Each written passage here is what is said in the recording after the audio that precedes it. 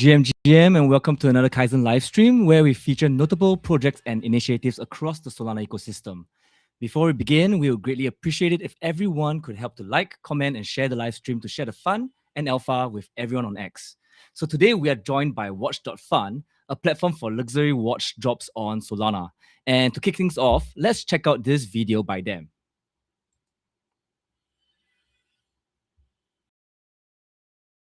This is a $19,000 Rolex Batman.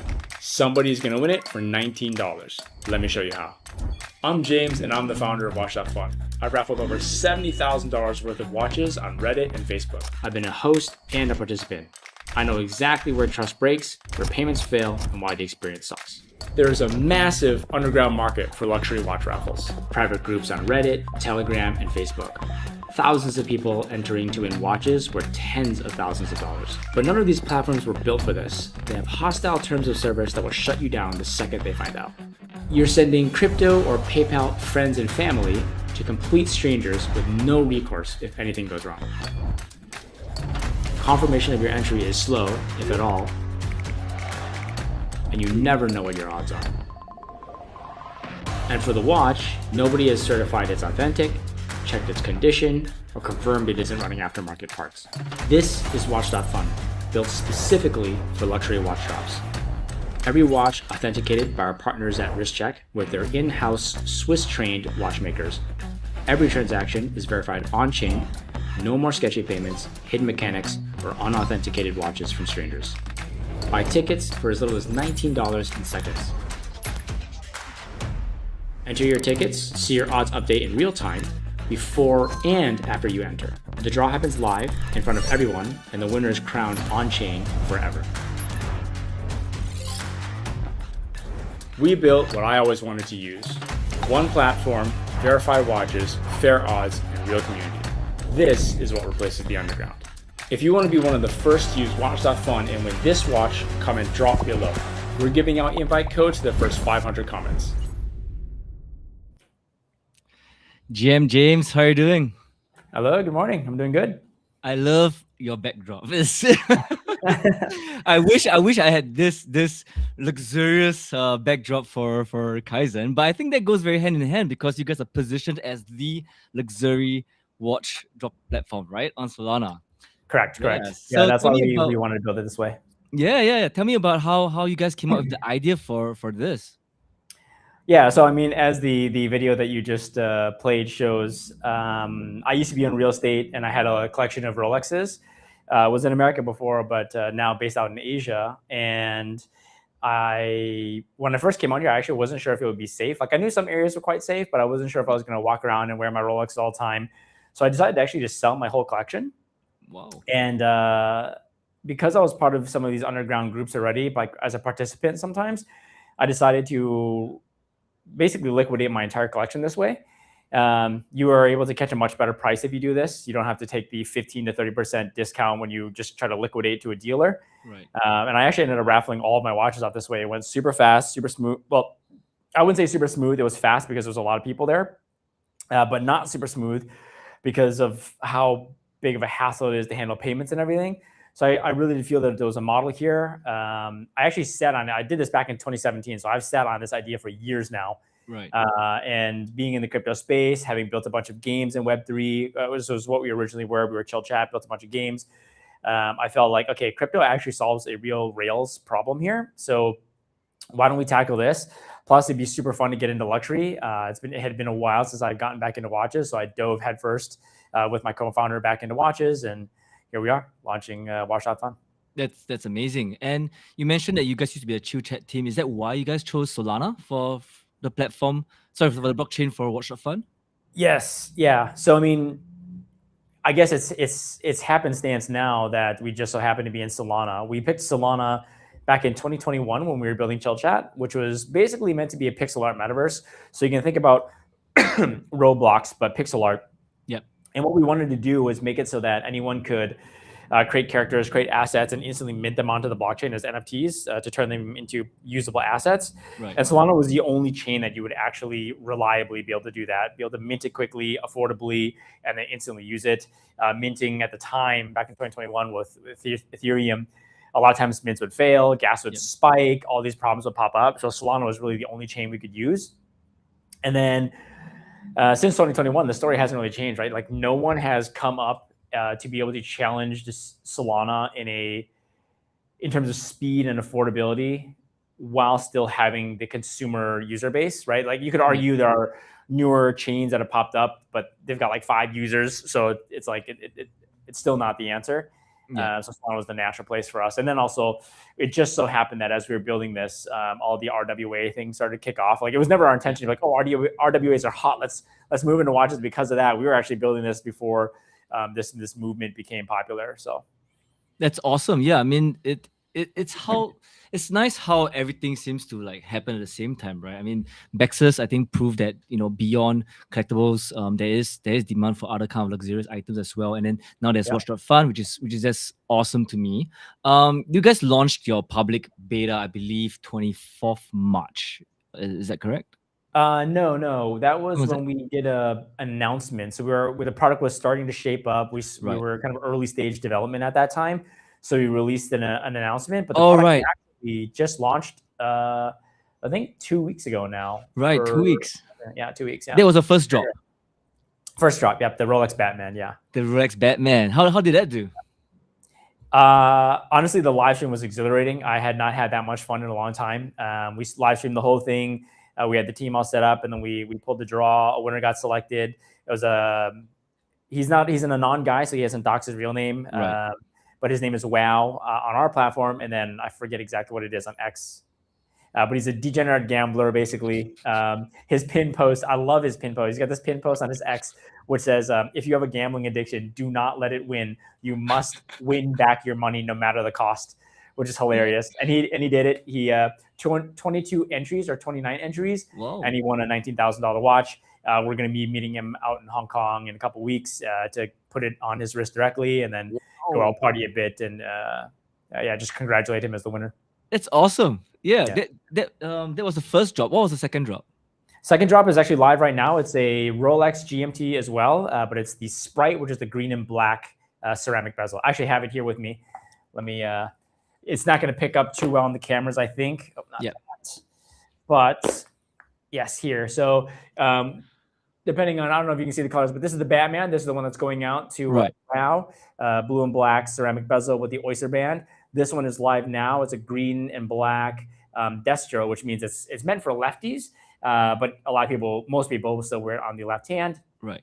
It's got the crown at the 9 o'clock instead of the 3, and it's got the Jubilee band here. And then we've got a Bruce Wayne. So it's kind of the most popular lineup for all the GMTs. So we got a collection of GMTs right here. That's awesome. So near yet so far. I could almost. Yeah. Are you a watch guy? I'm not, unfortunately. Okay. You're on Singapore, right? There's a huge watch community out there. It is. Most of my good friends are actually watch collectors, but just never. For me, I do a lot of sports, which is why I always prefer to be free on my wrist. But obviously, when there's the odd wedding here and there, it would be nice to have a nice watch to go along with it. But without further ado, let's take a quick look at your platform. Just gonna bring up this. Let's do it this way. There we go. Yeah. Okay. So I pretty much signed up for the platform, and I believe you need an invite code, correct? Yes, you do. Yeah. Right. So how does one go about getting an invite code?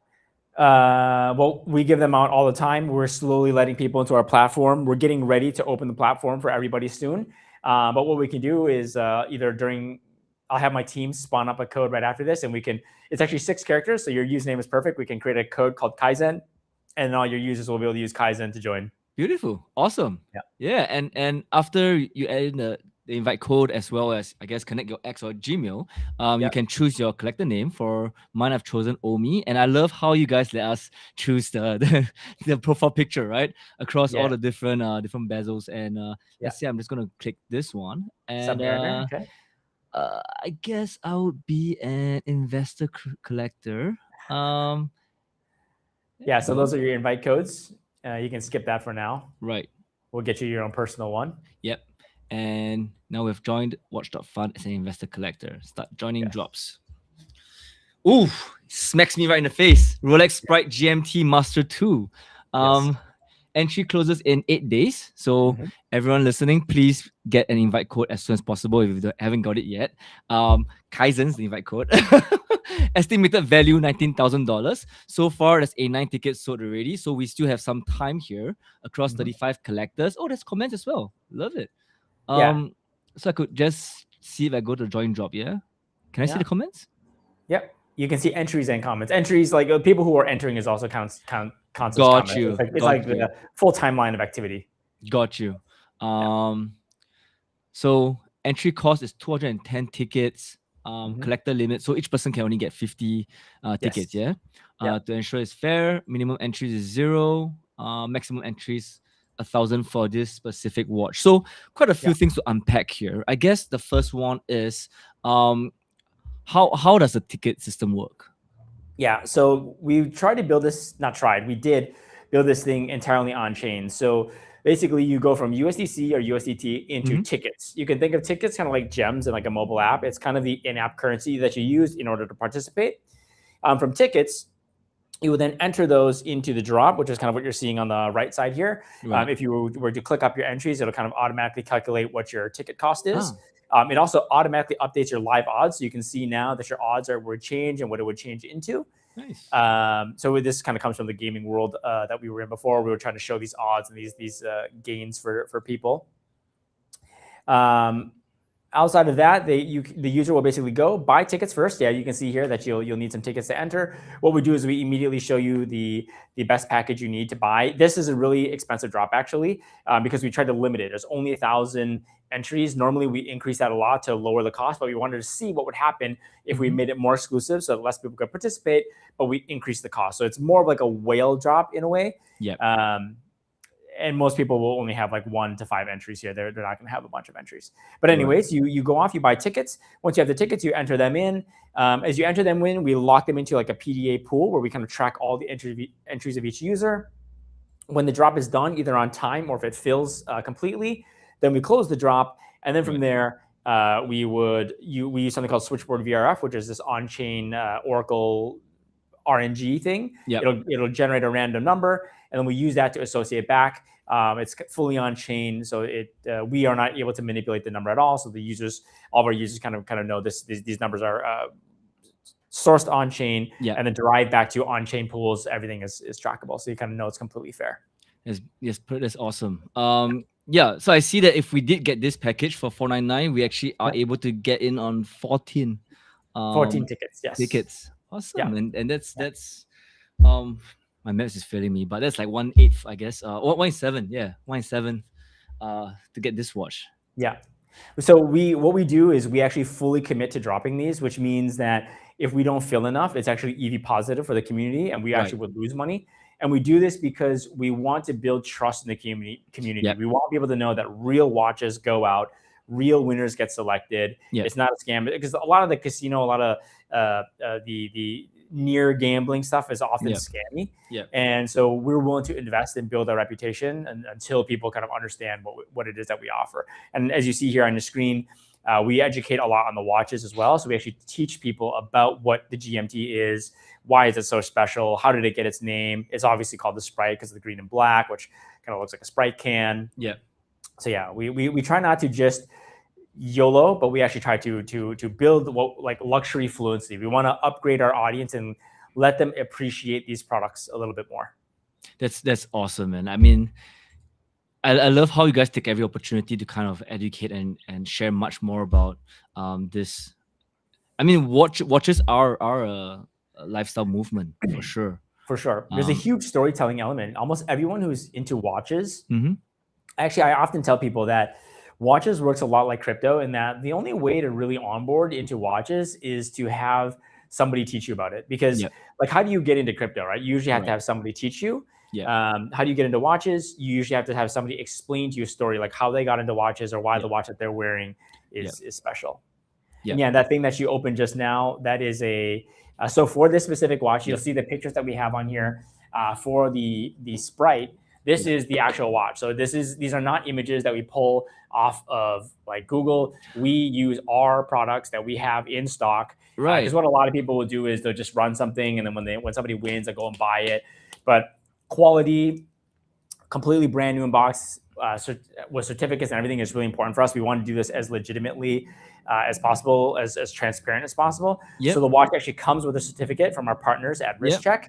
They will actually go through each watch, grade it on a scale of 1 to 10. It's actually only 7 to 10 because they don't accept anything below a 7. Right. And they break down their grade scale here, where you can see the vintage and then the regular grading scale. And then of course you see the grade here, which is the Sprite that we have, which is grade 10. Brand new in box, unworn. It was basically went straight from an AD to them, to us, and we don't wear it. We just take a lot of content from it, and that's all the videos and all the pictures and everything that you see on the website.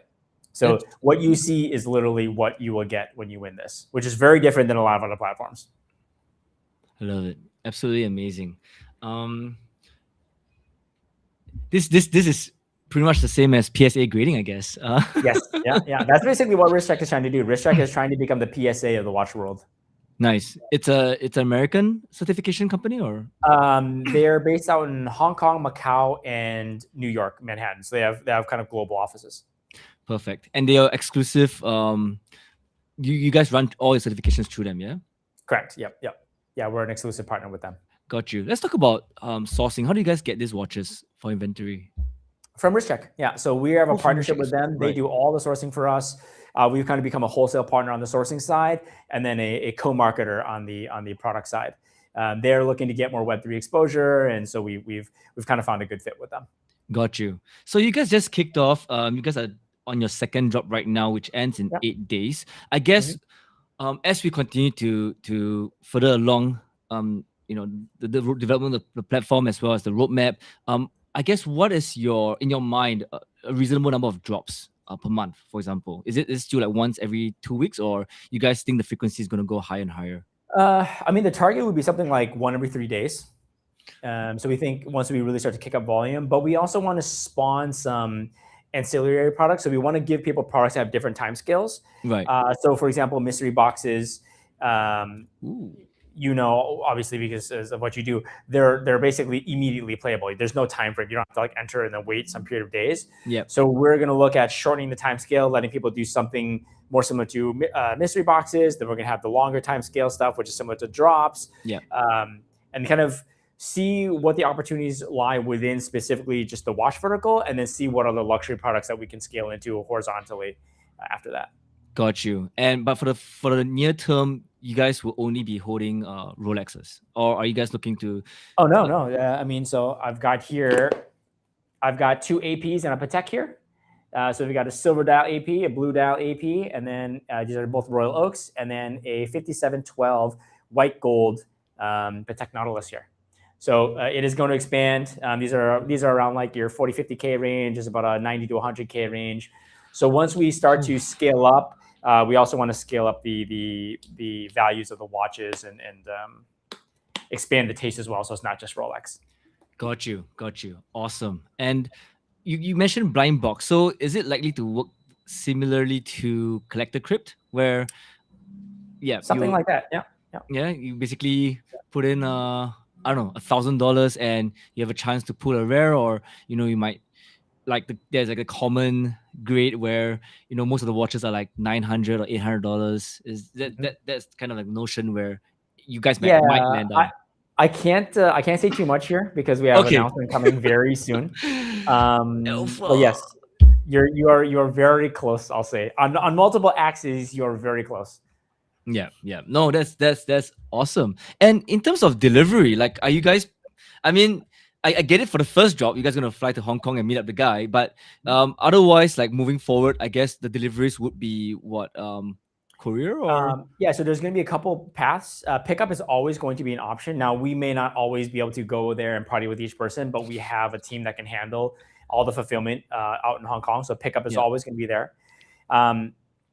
Shipped and insured is always a thing, but anyone who's doing that just needs to be aware of their duties and taxes.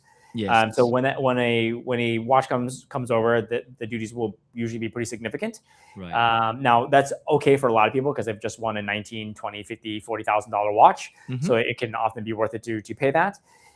Otherwise, they're also always able to take crypto. And we do about an 80% buyback value. The only issue is here it's a little bit, it's not as consistent as Pokemon, because Pokemon cards don't change that much from location to location, whereas watches have a massive discrepancy. There's, I would say, like a near 5% discrepancy in pricing between Asia and America for specific watches. And there's also different arbitrages. For example, all gold watches do better in Asia. A lot of sport model stuff like GMT, AP Royal Oaks, all that kind of stuff do better in America. So the 70%, it kind of, sorry, the 80%, it depends on which market you're taking. Right. But it's around there. And I assume that quite a lot of collectors would kind of try at some arbitrage across these patterns. Yeah, they can. Yeah. Interesting. So for a layman like myself, right, who knows nothing about watches, what are some more general, I guess, ways to attribute a higher value to watches? Like, are there simple things that we can notice? Yeah. Sorry, you mean how to understand the value of watches, or how to? Correct. Like if I was looking at for example, if I was looking at a Rolex or a Patek Philippe or an AP, like are there simple ways where we can kind of like see and be like, oh yes, this watch, even though the three of them, correct me if I'm wrong, but the three of them might be all in the super luxurious class. Like, is there a way to kind of like tell which one should technically be more valuable? I would say that the values and the brands themselves are pretty well established right now in terms of where they sit. Right. So it depends on who you ask, obviously, right? But a lot of people will tell you, okay, Ferrari is going to be like Patek, EP is going to be like Lamborghini, Rolex is either going to be like a Porsche or Mercedes, just because the breadth of the range that they have, right? Mercedes has everything from more consumer grade all the way up to like they've got the Gullwing or the Maybach or whatever, right? And then you're getting into like ultra luxury. So each of them have carved out their own niches. The Holy Trinity, which is AP, Vacheron, and Patek, they don't really purely overlap in any different ways. AP tends to be a little bit more fun, a little bit more daring. They do stuff that the I would say the older houses don't do. So that's going to be like Patek and Vacheron. There's some things that they don't touch. So for example, Patek or AP loves to do a lot of the ceramic stuff, like black ceramic, blue ceramic, white ceramic. They do fully skeletonized dials. You'll never see Patek do that. They're just kind of tried and true, timeless stuff. So in terms of like understanding the value, the brands are kind of already in their echelons. If I had to rank it, right, Rolex is kind of starter of like true luxury. Right. Then you're going to have AP above that. So your starting range of Rolex, I mean, entry level is like 10,000, but once you start to get to the really desirable stuff, it's usually around 20,000. AP usually starts around 40. Obviously goes all the way north of 100, but the entry level of Royal Oak, which is where everybody wants to be, is basically 40 to 50, depending on condition, model, and all that. Patek, Aquanaut, and Nautilus is what everybody wants. Those start at about 100K. So you can kind of already see here that there's already kind of a tier list. Richard Mille, those start basically $250,000, so 250,000. And then beyond that, Epi Jorn starts around 400,000, something like that. So I would say from a brand perspective, these are already established. In terms of like comparing two watches side by side on condition, user demand, where you think the market is going, that's something that you might try to edge out. I don't think that our platform helps you with that. There's probably other platforms that are better at that. But if you're interested in getting into the watch space, there is arbitrages there. But I caution anyone who tries to think of watches too much as an investment. You should buy watches you enjoy. If you're trying to flip watches, it's a very saturated space. Your ability to flip a watch for a profit is not that different from somebody attempting to flip a meme coin for a profit. Like, what is your edge? You're going up against dealers, and you can think of watch dealers as market makers, right? Market makers typically have backdoor deals or direct deals with the liquidity providers or with the token itself, right? Like they get borrowed options or whatever. So trying to go up against these guys, I wouldn't personally recommend. And unless you have a significant amount of capital that you could deploy and wait, like if you're going to be getting into Epi Jorn or something like that, calling yourself an investor, I think is a stretch for like 99.9% of the people in the space. Got you. Okay. There's a lot to unpack there.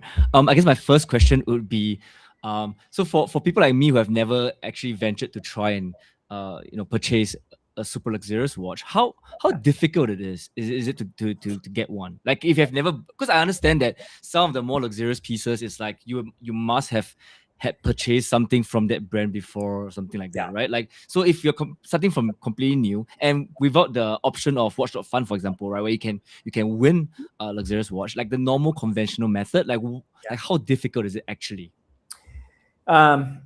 So the Rolex waitlist is largely bullshit. You don't actually have to wait. They have tons in inventory. Rolex is rumored to produce over 1 million watches a year. So they have tons of supply. But that supply gets eaten up like crazy by the dealers, which again are basically the market makers. Yep. And the market makers or the dealers do try to hold pricing in certain areas, particularly because oftentimes they have significant inventory there. Yep. So it benefits them to hold pricing up, Yep. Unless they really run into liquidity problems. But because of that, because the dealers or the 80s, which is like actual Rolex boutiques and AP house and all of this stuff, Yep. because they know that a lot of these watches are immediately able to be sold for a profit on a secondary market, they do not want to flood the market. So as you say, they will not sell you a watch even if you have the money. So this box I have here is more like a Rolex starter box. We've got two Submariners here. This is the standard black Submariner. This is a Starbucks, which is the green and black. Okay. And then we've got a Datejust here. This one in particular is the Wimbledon. So this is one of the most popular Datejusts. It's rose gold with the green dial. These are all what I would say are starter watches at Rolex. So these again range in the $15,000 to $25,000 range. Yep. You cannot get any of these at 80. Right. If you try to walk in and buy any of these, they'll tell you that they don't have any and that they'll take your name down on a waiting list. And at which point you'll basically never get called back. The way to actually build a relationship is to go in and buy some stuff that nobody really wants. So that's going to be like Cellini's or maybe less popular Datejusts or maybe GMTs and strange color codes. All gold stuff. Some of the all gold stuff doesn't do very well in certain areas. So if you buy some of that and you're willing to drop some money, then they will usually start to offer you like the more popular sport model stuff. So what you can do if you want to avoid all that bullshit is you just go straight to a dealer. Then you just have to make sure you find a really good dealer. Of course, we are going to recommend that you go to WristCheck. Their margins are very clear, right? You don't have to worry about like, are they going up? Are they going down? Are you getting a good deal? Not a good deal. They operate kind of like Tesla. They're like, this is our margin. They know what the price of the market is. They know how much they have to buy above market, and then they put their margin on top. They will not try to juice you for more if you're uneducated or not. Yep. They have very transparent pricing. So I recommend you do that because if you go to the wrong place, you're going to meet somebody who's like, oh, I'm going to give you a really good deal. Any good deal in the watch market comes with a trade-off, right? It could be stolen. It could be have a part swapped out. It could be polished, right? Maybe it was actually worn. It looks new to you, but it's not new. It was worn by somebody else. They just polished the shit out of it. But when you try to resell that thing, that's going to pop back up. So there's kind of the used market is riddled with landmines. Right. So go to a reputable partner, which is what we've also done. We brought that reputation into an entertainment platform like Watch.Fun. Right. And then if you're going to start somewhere. I think start with Rolex. That's going to be the one place where you're not going to ever feel like you made the wrong decision. I've heard so many stories of people who wanted to start a little bit lower, like Tudor, or they go to Omega or some other brand. And there's always that, like, what if I would have just gone with Rolex? Yep. And Rolexes are not that expensive, right? You're going to be able to get a starter for like $15K. So just get that. And then once you've got the Rolex under your belt, then your taste will develop. Then you'll understand where everything else lies and you can kind of go from there. Got you. And you earlier made a point about trying not to come into the space with an investment kind of mindset. I guess one question would be, how well would you say watches kind of hold their resale value, right? Especially at the $15,000 price tag and above range. Well, I guess it depends on what you mean by how well. I would say that watches are incredible because you can buy a watch. Let's say you buy one of these APs. They're going to retail at around now a 15510 ST is going to start around 50,000. If you buy that watch, brand new one today, you could wear it for a couple years. You'll get all the enjoyment value out of it for those 2 years, and then turn around and sell it, as long as you don't really bang it up or anything like that. Yep. Turn around and sell it for like 43K. So your actual cost on the watch is only like $7,000, but you got to enjoy it for a few years and get all the value and benefit and contacts and all the social status that men tend to either be trying to express to the world, or tend to be trying to inbound into themselves, or just trying to prove to themselves, right? A lot of people buy the watch for themselves as a personal milestone. You'll get all that value. And if you decide it's not for you a few years later, you can sell it, and you're going to get like 80 to 90% of your value back. And I think that is the magic of watches. Gotcha. I don't think the same is true, by the way, if you use Pokemon. Like if you got a brand new Pokemon card, you rip the PSA pack open and you start playing with a card, like that's not good. You wouldn't do that. Nobody would do that, right? You leave it in the PSA and you don't touch it, and it stays there. But the watch, you get to go enjoy. You can bring it to dinner, to a club, to a date, etc. Right. I had one random question, and this was, again, from someone who's never had an expensive watch. How difficult are they to maintain, like the condition? Obviously, let's not talk about wearing and banging it, but let's say, you put in a box, like, is there any regular maintenance that's required, whether it's, polishing, or, I don't know, oiling, or, like, again, I know absolutely nothing. So yeah, no worries. No, I'm sure it's super useful for the audience. The answer is not much if you get a good brand. And again, Rolex here has withstood the test of time. APs can get a little bit funkier on a longer time horizon. Patek is also extremely reliable. Vacheron also extremely reliable. But of course, AP for the flex. Yeah. I have a story then that I can share that's relevant here. Yeah. So my mom and dad, when they started doing better in life, were kind of like first-gen immigrants. My parents moved from Hong Kong to America, and if you're familiar with kind of first-gen immigrants, they're either engineers or they were poor and they opened restaurants, right? Those are like the two things that Chinese people did when they moved to America. Yeah. And my parents opened restaurants, and I kind of saw them grow in wealth and success. And eventually one day they got the Rolexes. I'm not sure what it's like out in Singapore, but in Hong Kong, the OG Rolex is either the day date or the date just. And it's usually the two-tone if it's the date just with the gold and steel. So my dad got one of those, and then my mom got a matching one. So she got the 26 millimeter, he got the 36 millimeter. So she got the little small feminine one, and he got the standard one. They didn't have the 40s at the time, so 36 was the standard male size. My dad handed down the 16233, which is the two-tone yellow gold date just to me. And then my mom gave me hers as well and said, like, look, give this to your wife one day or whatever. And I'm quite serious with my girlfriend now. So I gave her that watch. And that thing has been basically in a safe for like 10, maybe 15 years. My mom hasn't worn it in ages. She just doesn't wear watches. Right. And when I took it out, I figured I would need to service it for sure. But I was just kind of like holding it. I was like inspecting it, looking at it, seeing if I would need to do anything. I had been wearing the one that my dad had handed down to me every once in a while. Yep. And then while I was inspecting it, I looked at the dial again, and then it started, the second hand started moving, and it was just operating as usual. And it's because I was moving it, it was spinning the pendulum, and then it was building up the power reserve again. Right. So to answer your question then, 10, 15 some years in a safe hasn't been used in how long. It wasn't even perfectly in a box. Like my mom lost the box eons ago. It wasn't popular to keep the boxes back then. Now it is because of resale, but people didn't really think that much about that back then. Yeah. So it was literally in like a little plastic Ziploc bag, and I pulled that out of, and it worked fine. So there isn't much you have to do. Every once in a while, you do have to, if you do have a problem, like if you leave the crown open and dust or moisture gets in there, then you have to get it serviced.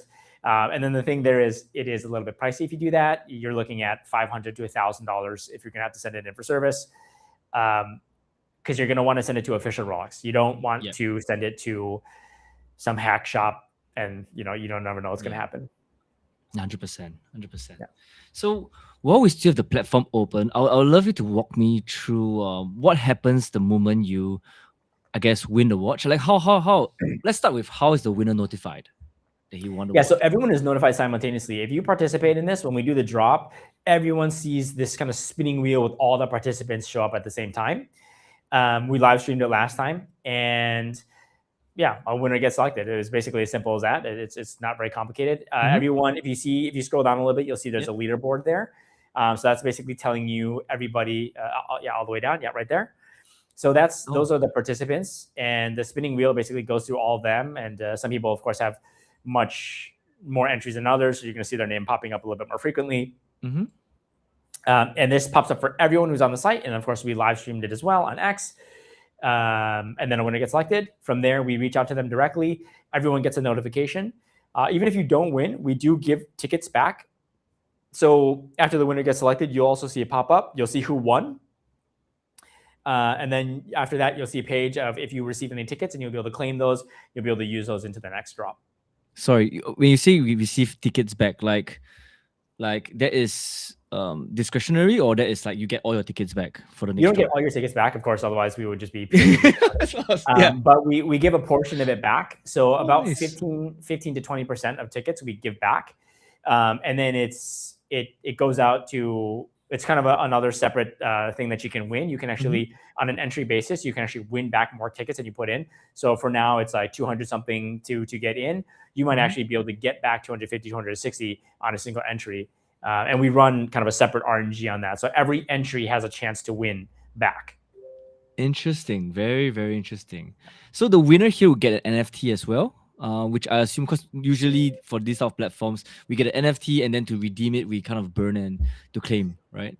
You don't get an NFT. Once you win, you'll just get a notification on the site. We store that on chain forever. So the random number gets stored on chain with the PDA for the entry. So we don't need an NFT to kind of bookmark your winning, and then you just claim directly with us. The NFT stuff will probably come a little bit later, which is going to be related to some future plans, and we'll have something there. Got you. And is there only one? Okay, so there are more packages here which we can shop through, and obviously the more expensive packs get a higher percentage of bonus tickets. Yes, exactly. That's how it works. Okay. And we routinely run specials. Again, we come from the game design space, so if you've ever played mobile games, you know that there's always these special packages going out. So we'll routinely pop up these little specials, and we'll see a lot of people come in and buy those for deals and try to get as EV positive as they can. And then they push those in. Yeah, so you can see the special deals up at the top there. Very, very interesting. And so let's say I buy a package for 3,150 tickets. I don't actually have to use this for this job. I can save the bulk of them for the next one as well, right? Correct. Yep. You can always save them to use them for other things, and then we'll be connecting some of our future products, and then you'll be able to use them for other use cases as well. Got you. But every single drop is likely to vary in terms of how many tickets are required. Yeah, we are trending in one direction though, based on the feedback that we got from the first drop and this drop. It looks like we're going to go the other way because whales can basically just do more to get more entries. And then minnows or shrimps, they can still have a chance to participate in everything. So the general feedback is just make it more accessible for everyone. We wanted to experiment with this one, making it less accessible. But the feedback largely has been just let whales do more, but then let us participate as well if we're shrimps or minnows. So yeah, we're probably going to move the opposite direction. Okay. So would you say, at least for the next while, at least most of the drops would operate in the same mechanics where it's 1,000 maximum entries with a collector limit? Just that the price, number of tickets per entry is different, right? Yes, number of tickets per entry will go down. Because of that, the maximum entries will go up. But then you just buy more entries if you want to have more exposure. But yeah, so it'll be those two things that kind of one goes up, one goes down. Right. Let's talk about referrals. Like what are the perks for referring your friends? Yeah. So as you see there, once you refer a friend, when they join, actually I think you have it. So if you click onto your shop, you'll see that you have 3 different packages at the top. So if you click into the ticket shop there, right. Yeah, so you have these packages here, which is with WatchStar. So you used his referral code, so you get these special packages. When these are purchased, they go kickback tickets. So if anyone uses, for example, once we get you your Kyzzen code, anyone who types in Kyzzen, when they buy, you will get 20 tickets or 20%. So if they buy 100 tickets, you'll get 20. Just it directly goes into your account. You can claim it, and then you can use those to enter as well. So. Yeah. So once you refer, you just get free tickets for what they purchase. Got you. Yeah. Is there any kind of, I guess, incentivized quest campaign that's currently ongoing? There is, and it's actually for the Starbucks right now. It's not well marketed because it was a campaign we ran leading up to our launch, but it is still running in the background. So any activity you do puts you in the running for the Starbucks as well.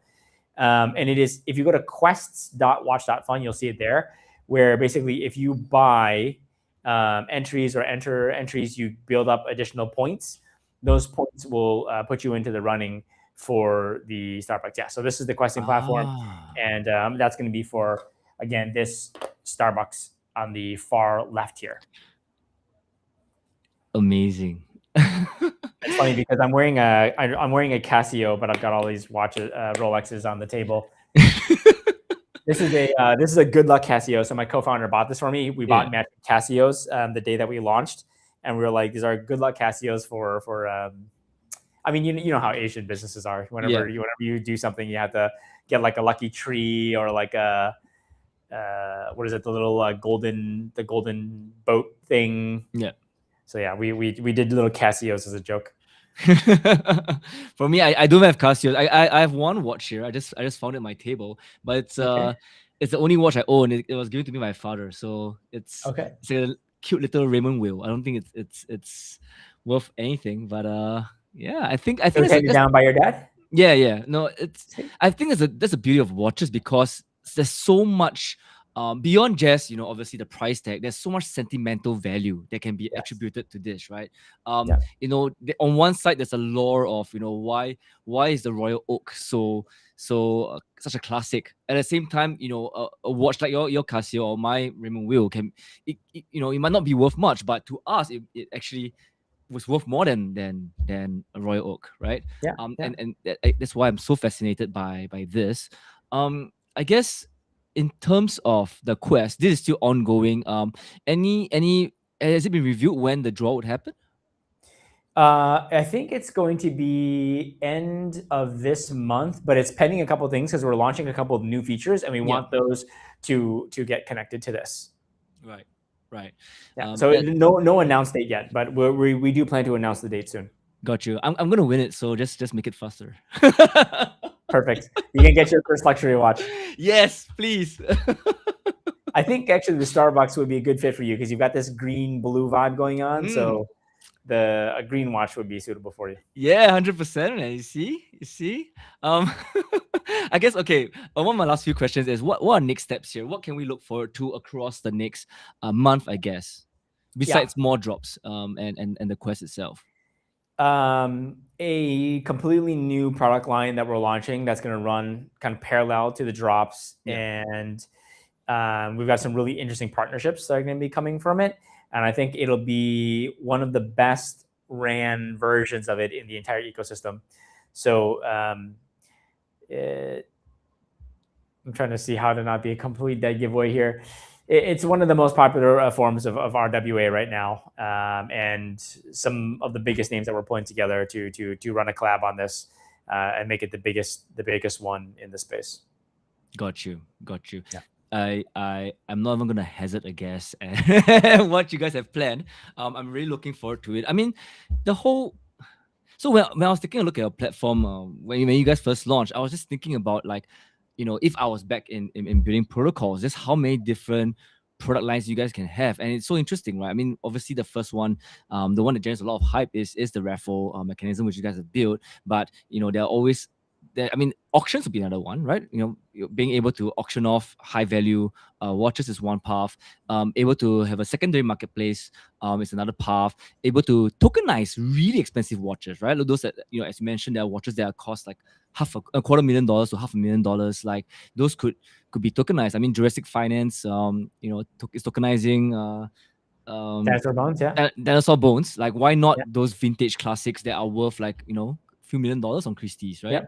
So I'm really excited so I don't want to pressure you to share too much alpha with us, but I'm really, really excited to see just where you guys can go beyond just the raffles, which to me it's great, right? I mean, for $19, for $20, I can have a chance to win my first expensive watch. I absolutely love it. Before we hop Yeah. off, is there anything you want to share with the audience?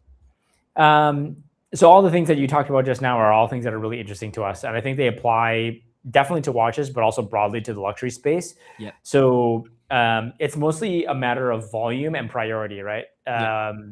I think tokenizing luxury is definitely something that is becoming basically the meta right now. Yeah. It's bringing a lot of liquidity into things that maybe before weren't as liquid. So I think Yeah. that's very interesting. But how do we make it entertaining so that there's a reason for people to discover the more boring product? So I think that's kind of how I think about directionally how you get there. I think if you try to set up a marketplace on day one, it's harder. If Yeah. you have an entertaining product and you set a marketplace after that, then I think it's easier to bridge. So Yeah.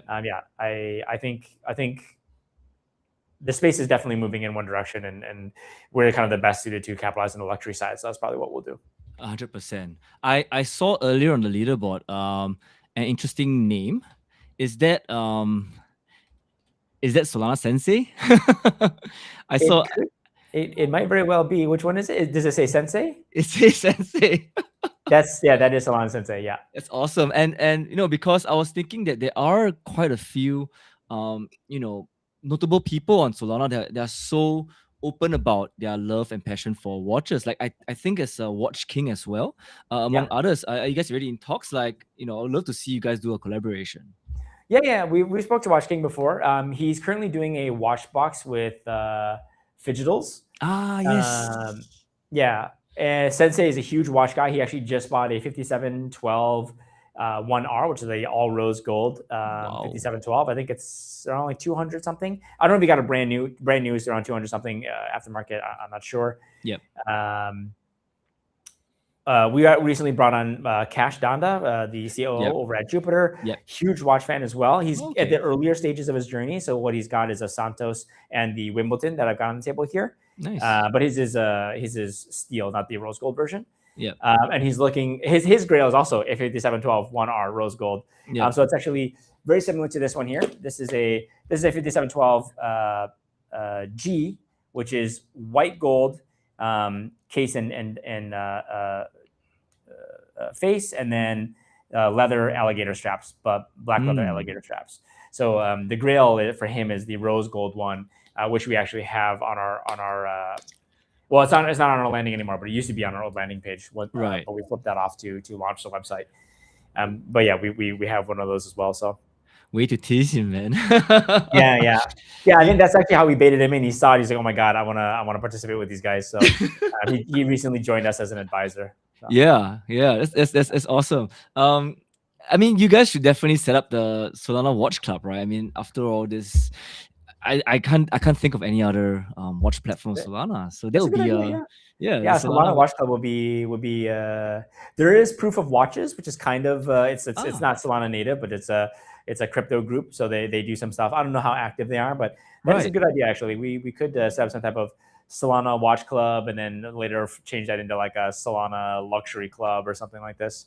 100%, man. Yeah, that'd be awesome. I don't own watches, but I would love to check out, and learn from. I mean, a lot of this is like word of mouth sharing and education as well, right? In the watch community. So, always would love to check in and learn something every single day. Yeah. But James, thank you so much for joining this live stream. I honestly learned a lot as you well know. I really appreciate your time and really excited to see what happens next for Watch.Fun. All the best for this second drop. I'll be keenly looking at who managed to win this, and also looking forward to getting some videos for your first drop winner, right? Your party in Hong Kong. All right. Thanks, James. Thank you very much. Bye-bye.